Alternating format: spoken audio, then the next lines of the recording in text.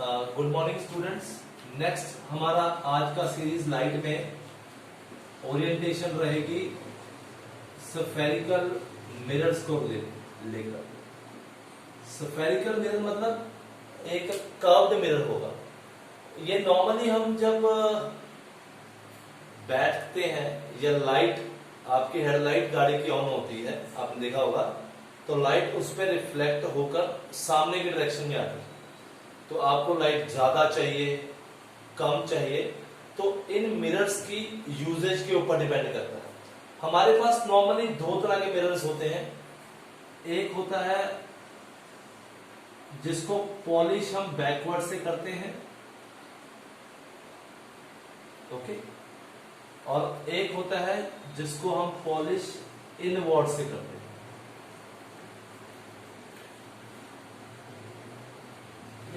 ये दो तरह के मिरर है। इस वाले मिरर को हम बोलेंगे कनकेव मिरर,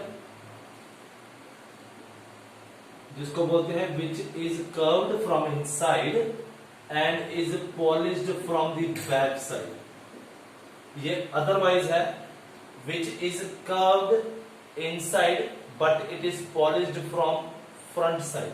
तो इसको अगर मैं रेसिप्रोकल कर दूं, इसका मिरर इमेज बना दूं, तो ये बन जाता है, पर इसकी पॉलिशिंग अंदर से होती है और हम इसको बोलते हैं कन्वेक्स मिरर। ओके, तो हमारे पास दो तरह के मिरर हैं, एक कनकेव मिरर और एक कन्वेक्स मिरर। ओके जी। अब हम कुछ चीज समझने की कोशिश करते हैं कि इन मिरर्स में क्या है। कोई भी मिरर लेते हैं हम, ठीक है जी। अब आप ध्यान रखिएगा एक कंसेप्ट को, ये कंसेप्ट बड़ा इंपॉर्टेंट है, ठीक है। ये इस लाइन को, क्योंकि मैं ये आपको समझा रहा हूं क्योंकि हम इससे रे डायग्राम बनाएंगे, ठीक है। इस लाइन को, जो लाइन बिल्कुल सेंटर में जाके इस मिरर को मिलेगी, इस पॉइंट ऑफ इंटरसेक्शन को बोलते हैं पोल, और इस लाइन को जो हम ड्रॉ कर रहे हैं इसको बोलते हैं प्रिंसिपल एक्सिस। ओके, ये कनकेव या कन्वेक्स दोनों में होता है। इसमें बनाएंगे तो हम यहां से बनाएंगे, ठीक है।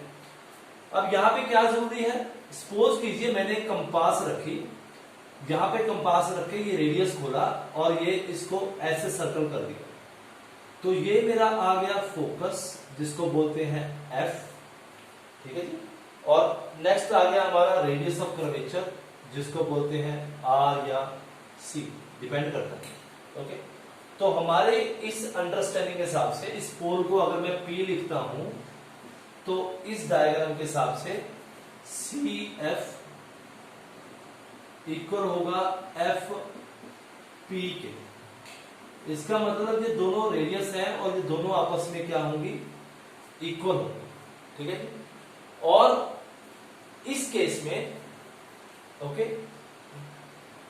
इस केस में कंसेप्ट थोड़ा सा अलग होगा, क्योंकि कंपास इधर रख के बनाई गई है, तो ये हमने इसको डॉटेड लाइन शो करना है, जो ये शो करता है कि ये जो ओरिजिनल नहीं है कुछ भी, ये सब वर्चुअल है, क्योंकि मुझे मिरर की बैक साइड का कुछ नहीं दिख रहा। ओके, आप जो प्लेन मिरर में फोटो देखते हो, वो आपकी फोटो आपके पीछे बन रही है, मिरर के पीछे, पर आपको ऐसे नहीं लगता कि आपके सामने बन रही है।